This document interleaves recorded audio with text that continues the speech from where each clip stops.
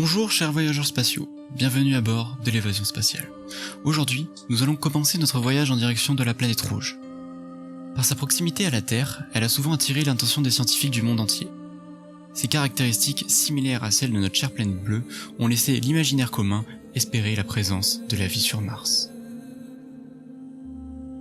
Prenez place à bord du vaisseau et partons à la recherche de la vie sur Mars.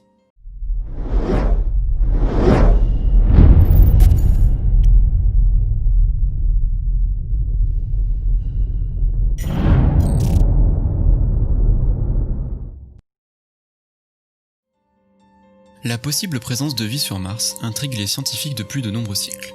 En effet, dès 1850, des astronomes ont mis en évidence une certaine similitude entre Mars et la Terre.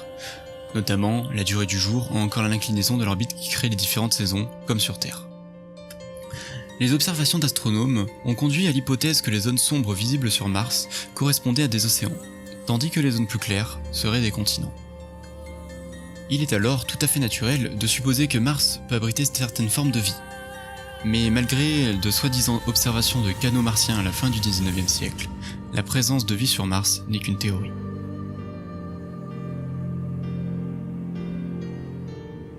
Un siècle plus tard, à l'heure des premières missions spatiales, la sonde américaine Mariner 4 est envoyée le 28 novembre 1964 sur Mars.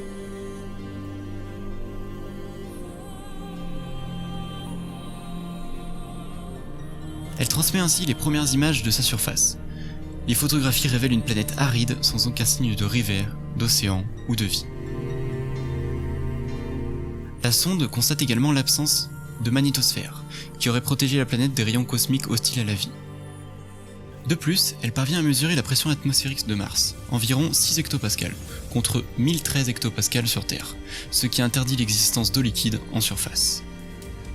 Depuis Mariner 4, la recherche de vie sur Mars se concentre sur la recherche d'organismes vivants simples, semblables aux bactéries, plutôt que d'organismes multicellulaires pour lesquels l'environnement est trop hostile. Au milieu des années 70, le principal objectif du programme Viking est de procéder à des expériences de détection de micro-organismes dans le sol martien.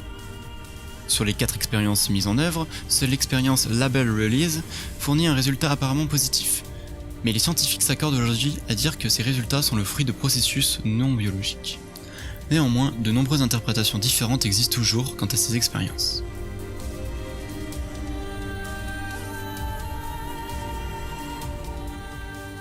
Les résultats de la mission Viking concernant la vie sont considérés par la majorité des experts au mieux comme non concluants, au pire comme nuls. L'analyse des météorites pour faire la preuve d'une ancienne vie sur Mars est controversée, mais d'un grand intérêt pour les biologistes. L'existence même d'une ancienne vie unicellulaire sur Mars permettrait de corroborer des théories sur l'origine de la vie.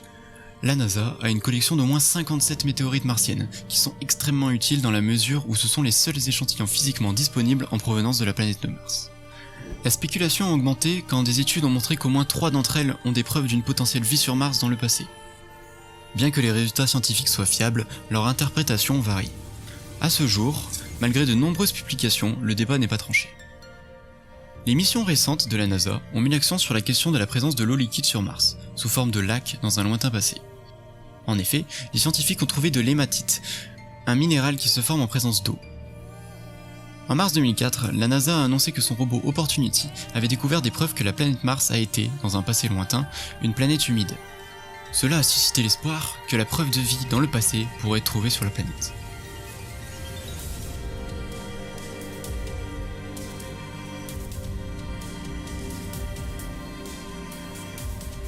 En décembre 2006, la NASA a montré les images prises par la sonde Mars Global Surveyor, qui ont suggéré que de l'eau jaillissait de temps en temps à la surface de Mars. Le Phoenix Mars Lander de la NASA, qui atterrit dans la plaine arctique de Mars en mai 2008, a confirmé la présence de glace d'eau près de la surface. Cela a été confirmé lorsque des matériaux brillants, exposés par le creusement du bras de la sonde, se sont vaporisés et ont disparu en 3 à 4 jours. Cela est expliqué par de la glace sous la surface, exposée par le creusement, qui a été sublimée par l'exposition à l'atmosphère. Des traces de méthane dans l'atmosphère de Mars ont été découvertes en 2003 et vérifiées en 2004. La présence de méthane est très intrigante, car ce gaz est instable.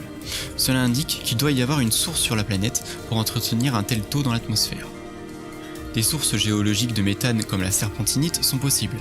Le manque de volcanisme, d'activité hydrothermale ou point chaud n'est pas favorable au méthane géologique. L'existence de vie sous la forme de micro-organismes tels que les méthanogènes est une source possible, mais non encore prouvée.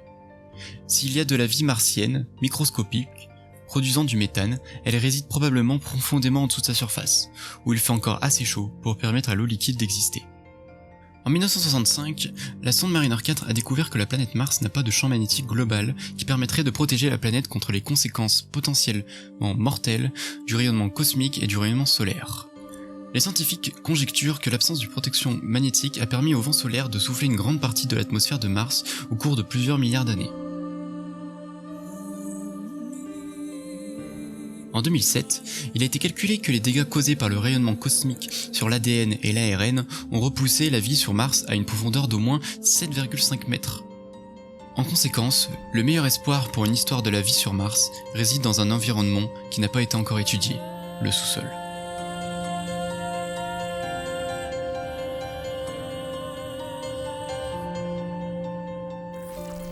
Rien de réellement concret a été prouvé sur la possible existence de vie sur Mars. Cependant, 3 missions ont récemment décollé de la Terre direction Mars. Taiwan 1, Mars 2020 et une mission martienne des Émirats. Ces missions, notamment avec le rover Perseverance, vont apporter de nombreuses réponses aux questions que les scientifiques se posent. La prochaine vidéo sera sur ces 3 missions, donc si vous voulez en savoir plus sur ces dernières, vous savez ce qu'il vous reste à faire.